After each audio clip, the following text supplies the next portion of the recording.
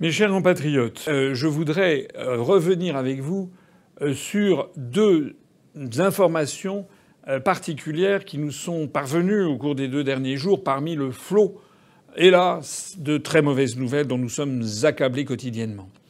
Ces deux informations ont retenu mon attention parce qu'elles sont très importantes d'une part et qu'il s'agit de 2 articles parus dans le journal Les Échos, qui est considéré généralement comme le journal le plus sérieux qui s'adresse notamment au monde économique et financier et qui n'a pas l'habitude d'être un journal plaisantin. Le premier de ces 2 articles concerne ce que le journal Les Échos appelle le déclassement de la zone euro, qui décroche par rapport au reste du monde. Ce qui est dit avec ce terme de déclassement, c'est en fait l'appauvrissement. L'appauvrissement de la zone euro. Alors ça n'est pas fait pour surprendre ceux qui me connaissent, puisque ça fait 14 ans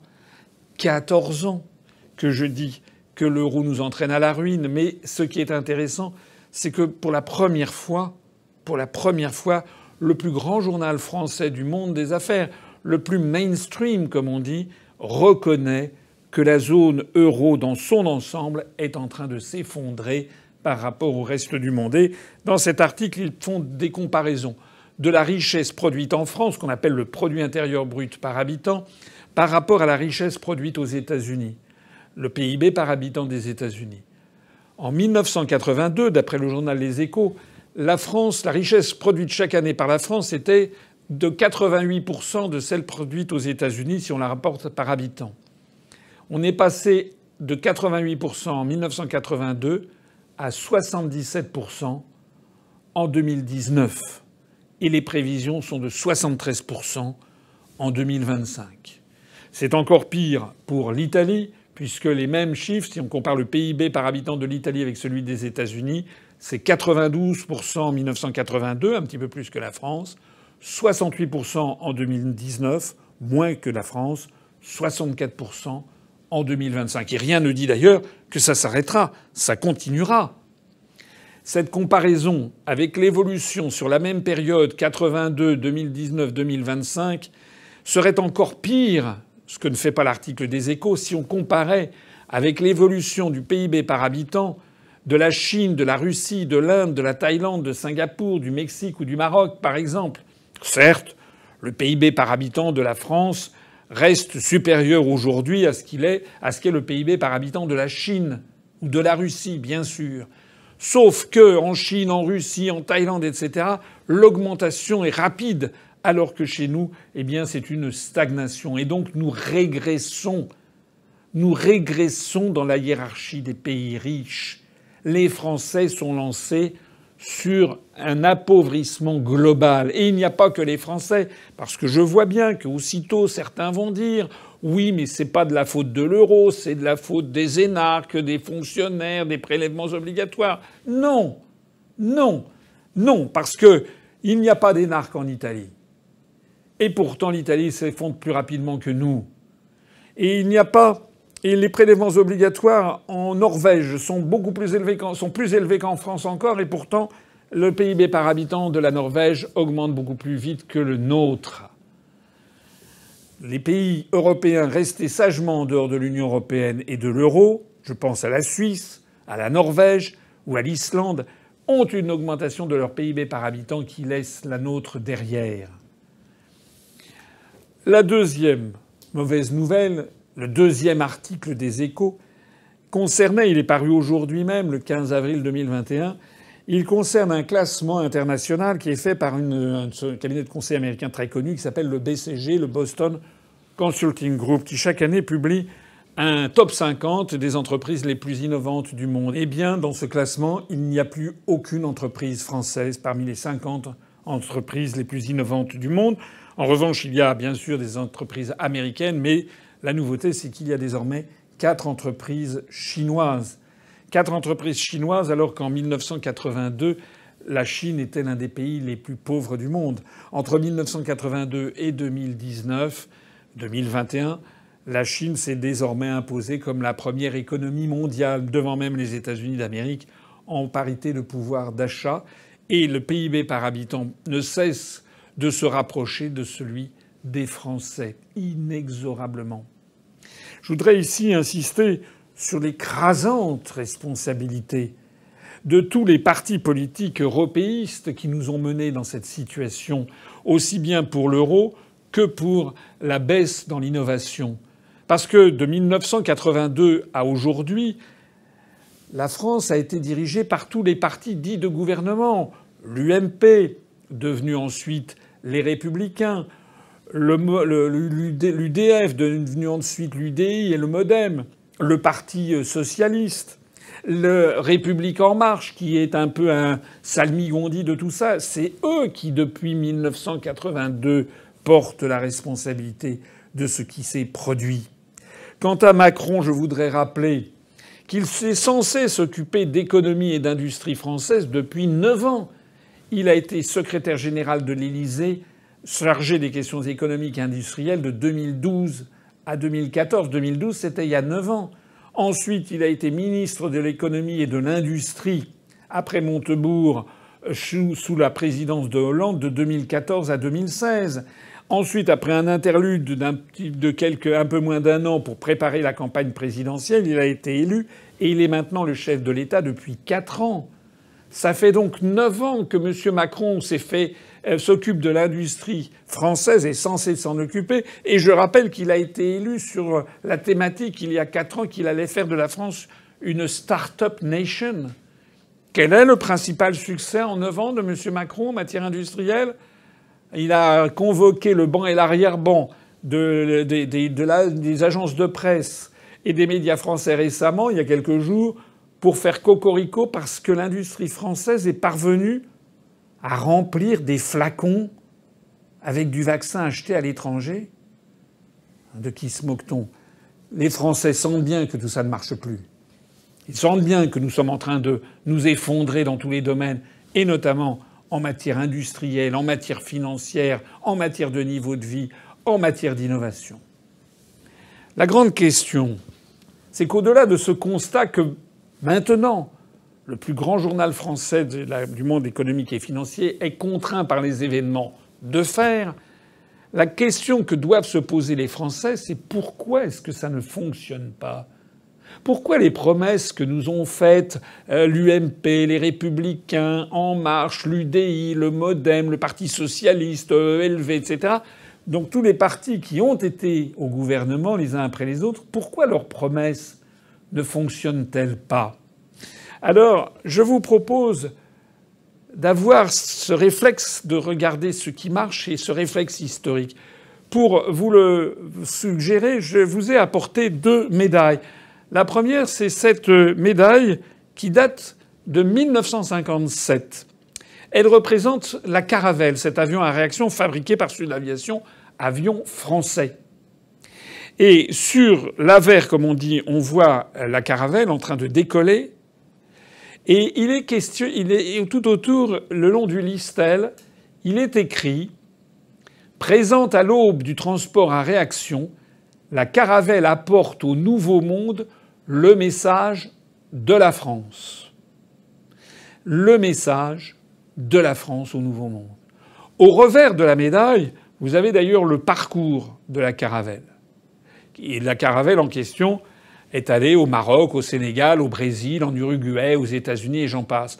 Ce grand voyage de démonstration a eu lieu du 12 avril au 25 juin 1957 et c'est marqué sur la médaille. Regardez cet agrandissement avec le coq gaulois, le symbole même de la République française et de notre nation. Donc on fait passer le message avec cette médaille que le grand succès industriel et technologique de la Caravelle est indissociable de la grandeur de la France et de la République française. Et puis la deuxième médaille que je veux vous montrer a été réalisée, elle a été frappée en 1962 par le graveur Coeffin. C'est une très jolie médaille qui a été faite pour célébrer le paquebot France, dont je vous rappelle que le lancement eut lieu le 11 mai 1960. Et cette médaille représente à l'avers le paquebot et au revers, et comme vous le voyez, elle montre Marianne, le buste de Marianne, qui regarde vers les étoiles. Marianne, c'est un symbole de la République française. Elle regarde vers les étoiles, donc elle regarde vers l'avenir. Elle regarde vers des idéaux, un idéal. Et autour, sur le pourtour de cette médaille, autour de cette belle figure de la République, il est marqué « elle poursuit, elle, c'est la République, la France, elle poursuit son essor technique, économique et social. Alors pourquoi je vous montre ces deux médailles? Elles ont été frappées l'une comme l'autre au tout début de l'ère gaullienne, au tout début de ces années 60 qui vont connaître une formidable croissance de la France en matière économique et en matière industrielle qui s'est poursuivie sous Pompidou jusqu'à la guerre du Moyen-Orient de 1973. C'est ce que De Gaulle avait, puis Pompidou avait appelé l'impératif industriel. Ces deux médailles, elles sont importantes parce qu'elles montrent, elles révèlent une vérité intemporelle et universelle. C'est quoi cette vérité? C'est que le redressement d'un pays, ses victoires en matière d'innovation technologique, en matière d'industrie, en matière de progrès social, en matière d'augmentation du niveau de vie, en matière culturelle également, eh bien tout ceci repose d'abord et avant tout sur la confiance qu'un peuple a envers lui-même et sur la fierté qu'il a de sa propre nation. On peut citer 10 000 exemples comme celui-ci. Depuis les États-Unis qui sont sortis victorieux de la Seconde Guerre mondiale et qui ont été le leader du monde dans les années 45, 50, 60 et notamment à partir des années 60 avec Kennedy qui ont atteint jusqu'à la conquête spatiale. C'était fondé sur l'amour des États-Unis d'Amérique, ce progrès. La France, sous De Gaulle, s'est redressée après l'effondrement de la Quatrième République, s'était fondée sur l'amour de la France, la conviction que la France revenait sur la scène mondiale, était un grand pays, et c'était le message qu'a martelé Charles de Gaulle pendant les quelques 12 ans ou 11 ans qu'il a passé à l'Élysée. C'est pareil en Chine. Après l'utopie maoïste et l'effondrement qui a suivi, le grand bond en avant, la grande révolution culturelle prolétarienne et tous ces désastres, la Chine est sortie de l'ère maoïste avec Deng Xiaoping, qui a fait triompher la ligne dite pragmatiste, fondée d'abord et avant tout sur l'amour de la nation, l'éducation, le retour aux grandes figures de l'histoire et de la civilisation chinoise, à commencer par Confucius. Le problème en France, c'est que, hélas, l'amour de la France est interdit. Les européistes sont francophobes. Ils passent leur temps à dire aux Français que notre pays ne vaut pas un clou. On a l'impression qu'ils ont une frénésie pour détruire tout ce qu'a été la France, depuis l'écriture jusqu'aux références culturelles, historiques. La France est bonne à jeter aux chiens. C'est d'ailleurs pour ça qu'on fait la construction européenne, puisqu'on nous explique que si la France était toute seule, comme on dit, eh bien, il faudrait, nous n'aurions plus d'avenir, donc il nous faut fusionner avec la Lettonie, l'Estonie, la Slovaquie, Chypre, le Portugal, le Danemark, que sais-je. Ça n'existe nulle part ailleurs au monde, cette utopie. Regardez Singapour, qui est grand comme la moitié de l'Île-de-France, où le PIB par habitant non seulement est désormais largement supérieur au PIB par habitant de la France, mais qu'il continue à croître très rapidement. On ne dit pas aux 6 millions d'habitants de Singapour qu'ils ne pèsent plus rien, qu'ils ne valent plus rien. On ne dit pas aux Singapouriens qu'il faut qu'ils fusionnent avec les 26 pays alentours. On ne dit pas ça non plus à Hong Kong, on ne dit pas ça non plus à Israël. Israël qui fait remarquer de plus en plus par son innovation. Eh bien, on ne dit pas à Israël qu'il faut qu'il fusionne avec les 26 pays alentours parce qu'il n'y aurait que 7 millions d'habitants. En fait, la construction européenne est porteuse de l'enterrement de la France. Elle force les Français à croire que la France est terminée et à croire à quelque chose qu'au fond d'eux-mêmes, ils ne croient pas. La construction européenne nous force à penser que nous avons le même destin que des Lettons, des Lituaniens, des Slovaques, des Autrichiens. Ça n'est pas vrai. C'est encore moins vrai d'ailleurs compte tenu de l'évolution de la composition de notre peuple, puisque de plus en plus de Français sont originaires de pays qui sont extra-européens, notamment du Maghreb, d'Afrique ou d'Asie. Donc, la seule solution qui reste autorisée aux Français, sauf à ce qu'ils avouent qu'ils n'y croient pas. Mais à ce moment-là, ils seront rejetés dans leur déroulement de carrière. La seule possibilité qui reste aux Français, c'est la même que celle qui était offerte aux Soviétiques.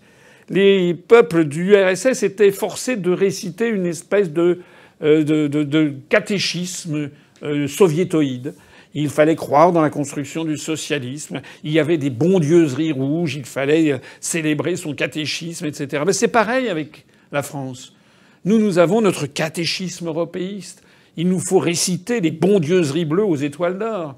Il nous faut adopter ce qu'un psychiatre appellerait, en termes psychiatriques ou psychanalytiques, un faux self, c'est-à-dire un faux soi-même. Nous sommes là et pourtant nous ne sommes pas présents à ce que nous faisons. Nous n'y croyons pas, nous n'y croyons plus. Nous sommes dirigés par des responsables politiques qui n'y croient pas non plus. J'en ai suffisamment connu. Dès qu'ils ont quitté un studio de télévision et qu'ils ont refermé la porte capitonnée de leur bureau ministériel, ils disent très bien, qu'ils savent très bien que ça ne marche pas. Ils sont pas bêtes. Mais ils font semblant de croire. Ils font semblant de croire qu'ils sont et que notre avenir est un avenir européen. Alors, certains de nos responsables, qui voient bien le problème, ils voient bien qu'un pays ne marche que sur le patriotisme et l'amour de la patrie et la volonté de se battre. Il suffit de regarder d'ailleurs les résultats sportifs que nous obtenons, notamment au mondial de foot. C'est bien derrière le drapeau bleu-blanc-rouge que les équipes se mobilisent. C'est pareil aux Jeux olympiques. Imaginons une équipe olympique qui serait derrière le drapeau bleu aux étoiles d'or. Ça n'intéresserait plus personne. Certains responsables politiques essayent de se sortir de ce problème en essayant d'inventer des « en même temps », c'est-à-dire dire une chose et son contraire, comme si c'était le fin du fin de la pensée politique. M. Macron l'a théorisé sous le « en même temps ».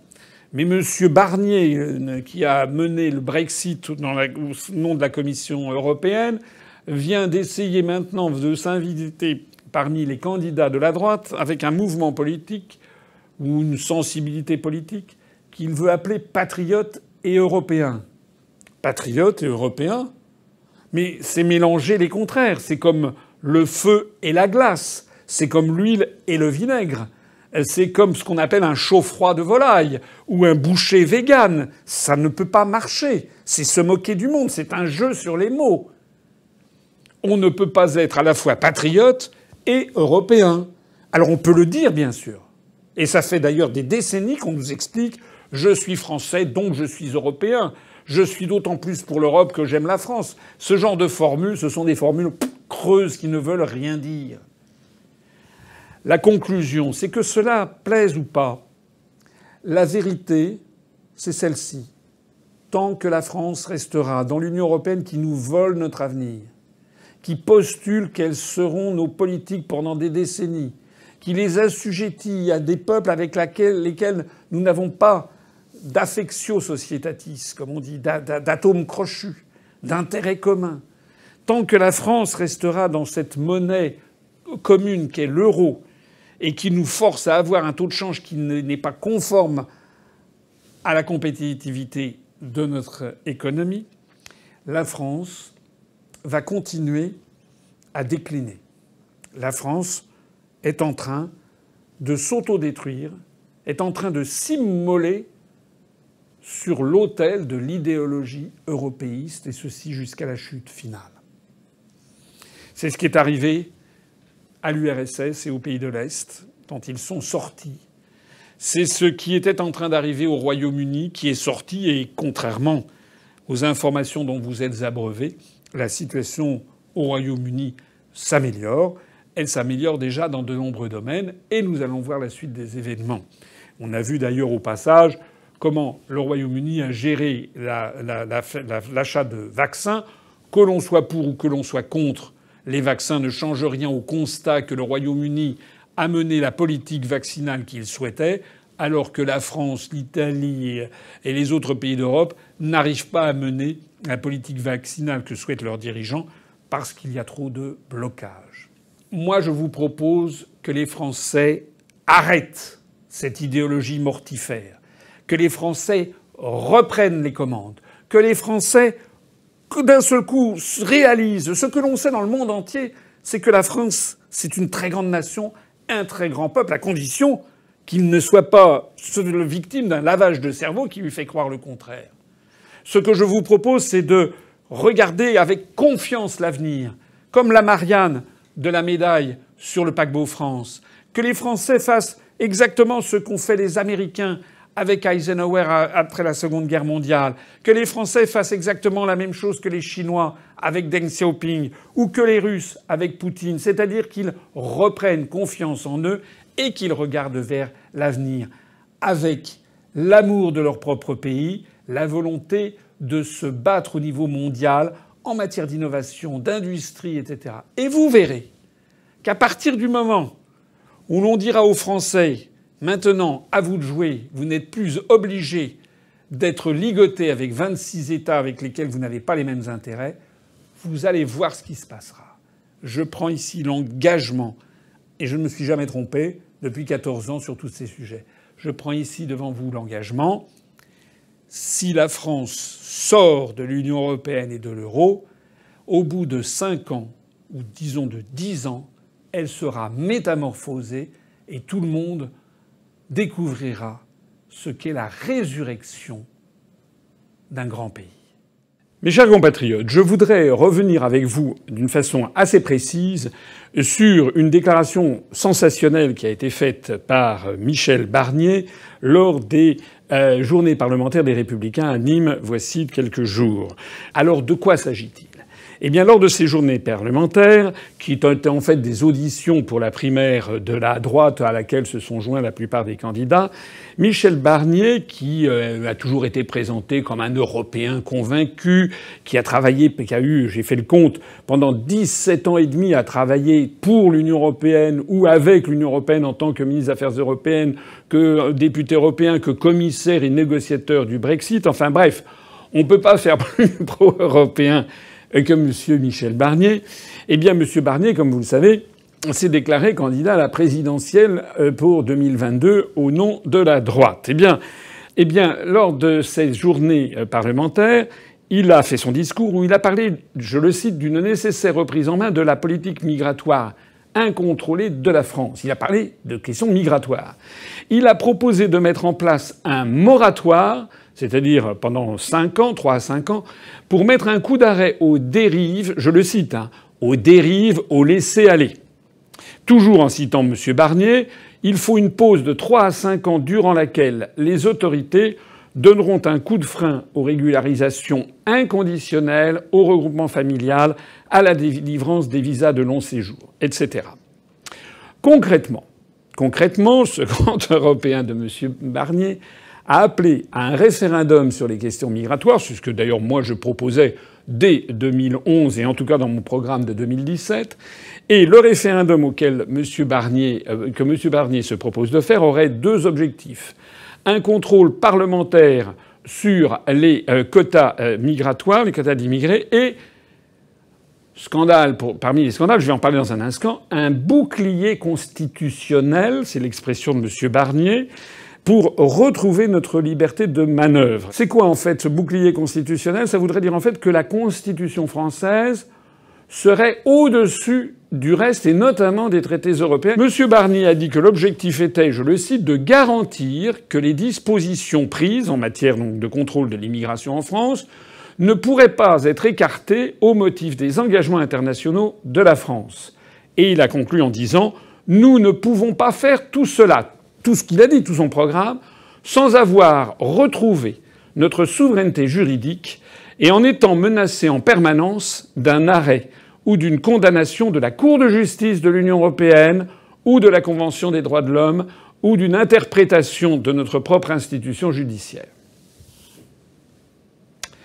Alors c'est évidemment une déclaration qui est d'une très très grande importance. Parce que M. Barnier, qui a donc une expérience professionnelle, la plus grande expérience professionnelle en fait de tous les candidats en matière européenne.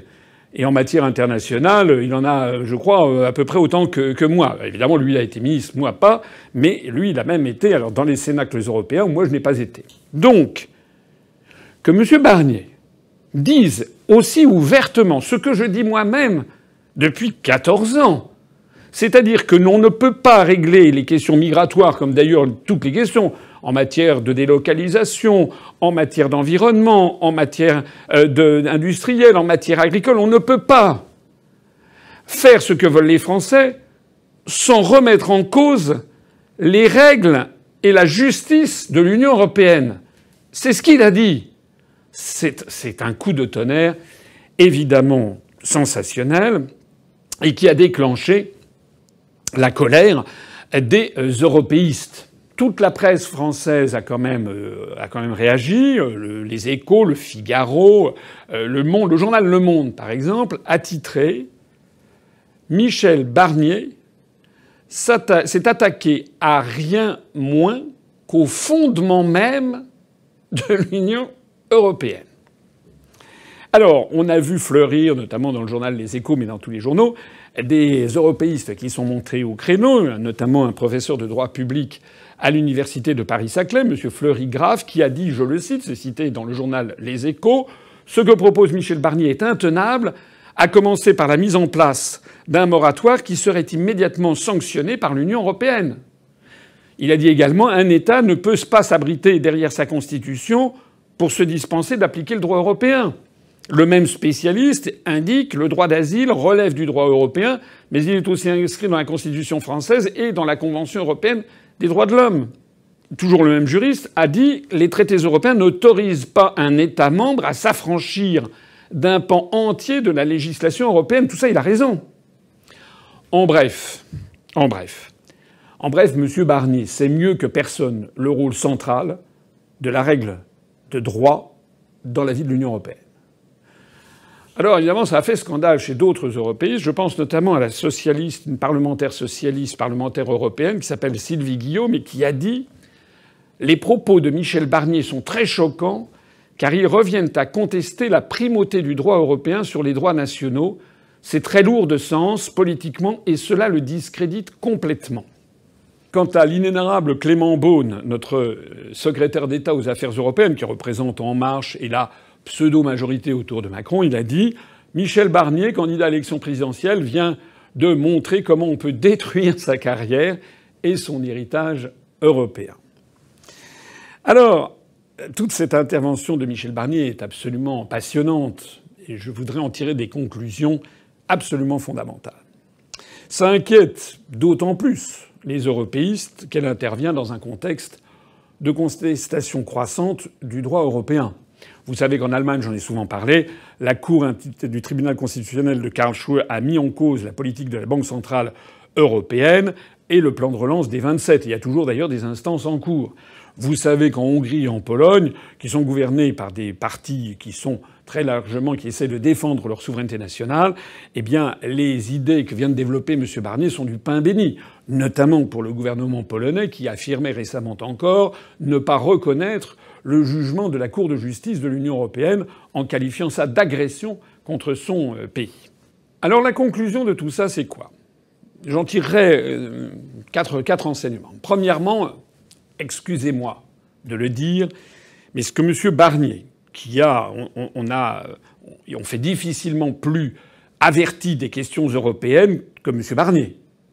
M. Barnier, donc, avec tout le crédit qu'il a en matière européenne, en matière de droit européen, en matière de droit international, M. Barnier vient de confirmer devant tous les Français ce que moi, je ne cesse de leur dire depuis 14 ans.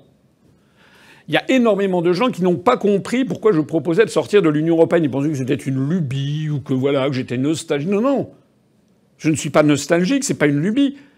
Si je dis qu'il faut sortir de l'Union européenne, c'est parce qu'il faut régler les problèmes comme les Français veulent qu'ils soient réglés. Et donc, que ce soit en matière migratoire, de délocalisation, en matière agricole, en matière diplomatique, militaire, etc., on ne peut pas régler les problèmes tels que le souhaite une grande majorité des Français si l'on reste contraint par les traités européens, par le droit européen, par la Cour de justice de l'Union européenne et aussi par la Cour européenne des droits de l'homme. Et aussi par l'OTAN. C'est le premier enseignement que je tire. Et le deuxième enseignement qui va avec, c'est que ce qui apparaît maintenant clairement, c'est quelque chose qu'on ne dit jamais aux Français, c'est que l'état de droit dont on se gargarise, en fait, s'oppose à la démocratie. La démocratie, demos kratos, c'est le pouvoir du peuple. Une majorité d'un peuple veut quelque chose, vote pour quelque chose, on applique sa volonté. L'état de droit, ça n'est plus ça. L'état de droit, c'est vous avez des traités européens, vous avez toute une jurisprudence qui a été élaborée non pas par des peuples, mais par des gens qui ont été nommés, des juges à la Cour de justice de l'Union européenne, des traités, etc., qui ont été faits dans un coin, à la Convention, à la Cour européenne des droits de l'homme, à la Cour de justice de l'Union européenne, etc. Tout ça, les peuples n'ont pas été au courant, mais ça fait partie du droit. C'est le droit européen, le droit international.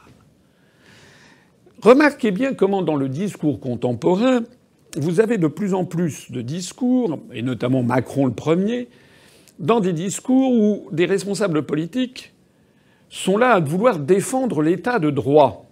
Moi aussi, je veux défendre le droit. Mais pour moi, l'état de droit doit être quand même subordonné aux principes fondateurs de ce qu'est la démocratie. C'est-à-dire que si un peuple veut changer le droit, il en a le droit, justement, et le pouvoir. On ne peut pas faire comme les commentateurs suite au discours de M. Barnier, comme si l'état de droit s'imposait à la démocratie, donc à la volonté des peuples. C'est un débat absolument fondamental. Nous sommes bien sûr pour le droit, mais avant, au-dessus de l'état de droit, il y a la démocratie. Et le troisième enseignement, c'est que la sortie de M. Barnier, elle était particulièrement spectaculaire, parce que particulièrement précise en matière de droit. Elle est en fait du même acabit que les sorties de M. Ciotti, qui a évoqué lui aussi un moratoire, ou que la sortie de Mme Pécresse, qui a dit la seule place, la bonne place pour les clandestins, c'est dans un charter, faisant ainsi référence à un épisode peu glorieux au temps de Chirac. Voilà. Et c'est également, évidemment, Mme Le Pen. Tout le monde sait que ça fait depuis maintenant 1972 que le Front National a fait son fonds de commerce de la dénonciation de l'immigration. Mais que ce soit M. Barnier, M. Ciotti, Mme Pécresse, Mme Le Pen, il ne vous échappe pas qu'au même moment, ils ne proposent pas de sortir de l'Union européenne. Ni de sortir, de dénoncer les traités européens. Ils tiennent donc un double discours. Un discours de tribune pendant la campagne électorale pour vous enfumer, vous faire croire qu'ils vont pouvoir faire des choses, et au même moment, vis-à-vis des commanditaires qui sont au-dessus, ils leur disent « ne vous inquiétez pas ». Vous vous rappelez d'ailleurs, c'était Hollande, pendant sa campagne électorale, il avait dit « mon ennemi c'est la finance », et puis il avait traversé la Manche, il était allé à Londres, et là, il avait été reçu par des banquiers, ça avait fuité dans la presse, où il avait dit « ne vous inquiétez pas de ce que je dis, ça c'est simplement pour enfumer les électeurs ». Je vous conseille d'ailleurs d'aller, si vous voulez avoir une confirmation de ce propos, je vous conseille, j'ai trouvé un compte Twitter, je ne sais pas qui c'est derrière, mais ça a l'air d'être quelqu'un qui a l'air d'avoir une bonne connaissance à la fois de la politique et du droit, un compte Twitter qui s'appelle 12 travaux et qui a commenté le discours de Barnier, parce que le discours de Barnier sur Twitter, ça a enflammé un petit peu la toile. Il y a eu des gens, notamment des gens de gauche, qui sont venus se scandaliser des propos de Barnier. Et ce compte Twitter a dit « mais non, vous n'avez rien compris. Tout ça, c'est évidemment faux, c'est évidemment un truc électoral. Monsieur Barnier sait très bien qu'il ne pourra pas le faire. » On est donc là, on en est là. On en est devant cette espèce d'institutionnalisation du double discours. Et le quatrième et dernier enseignement que je tirerai, eh bien, c'est que je m'adresse à vous. Nous avons affaire, avec cette campagne électorale qui va s'ouvrir, qui s'ouvre, on nous refait le même coup que pendant la campagne électorale de 2017, que pendant celle de 2012, que pendant celle de 2007, pendant celle de 2002, etc. C'est-à-dire que les médias mettent en avant des responsables politiques d'extrême droite, de gauche, d'extrême gauche, en leur laissant dire des mensonges éhontés sans jamais les reprendre. Eh bien, moi, je m'adresse à vous. Je vous demande tous, dans la mesure du possible, de ne laisser aucun répit, ni à Madame Le Pen, ni à Madame Pécresse, ni à Monsieur Barnier, ni à Monsieur Ciotti, mais pas plus non plus à Madame Hidalgo, pour lequel je vais consacrer une autre vidéo qui propose des augmentations de salaire mirobolantes totalement interdites par la BCE. Ne leur laissez pas davantage de répit, ne laissez pas de répit à tous ceux qui, comme Monsieur Bertrand, a dit que c'est grâce à l'Union européenne qu'on pouvait financer l'infrastructure du port de Calais. Bref, ne leur laissez aucun répit, ni sur Twitter, ni sur Facebook, ni sur Instagram, ni sur les forums de discussion. Ne leur laissez aucun répit pour mentir. Dès qu'ils mentent, dès qu'ils font ce genre de déclaration, vous devez par dizaines, par centaines, j'allais dire, par milliers, intervenir en disant « vous nous mentez ». Vous nous mentez. Par exemple, M. Barnier, il ment. Il n'a pas le pouvoir, s'il reste dans l'Union européenne, de faire ce qu'il dit. Voilà ce que je voulais vous dire. C'est pas dans les médias qu'il y aura ce débunkage, parce que le fact-checking, le débunkage, vous avez compris à quoi il sert. Il sert toujours et systématiquement à défendre les idées de l'oligarchie. Mais là, comme par hasard et comme par miracle, il n'y a plus de fact-checking dès qu'il s'agit de montrer le caractère tyrannique et qui verrouille toute démocratie de notre appartenance à l'Union européenne, à l'euro et à l'OTAN. Voilà, mobilisez-vous, allez sur tous les forums, allez-y. On a déjà d'ailleurs commencé, mais il faut que tout le monde le fasse. Je terminerai en disant tout simplement, Françaises, Français, moi je ne peux rien sans vous. Je suis là pour vous donner le maximum, pas seulement moi, mais aussi quelques collaborateurs autour de moi. Nous sommes là pour vous donner le maximum d'informations, d'analyses, de décryptage, pour qu'ensuite vous alliez répandre la bonne parole, et pas seulement sur Internet, mais aussi dans votre entourage familial, amical et professionnel. Françaises, Français, aidez-moi à faire en sorte que l'élection présidentielle de 2022 ne soit pas encore une fois un enfumage généralisé. Françaises, Français, aidez-moi à vous aider. Vive la République et vive la France.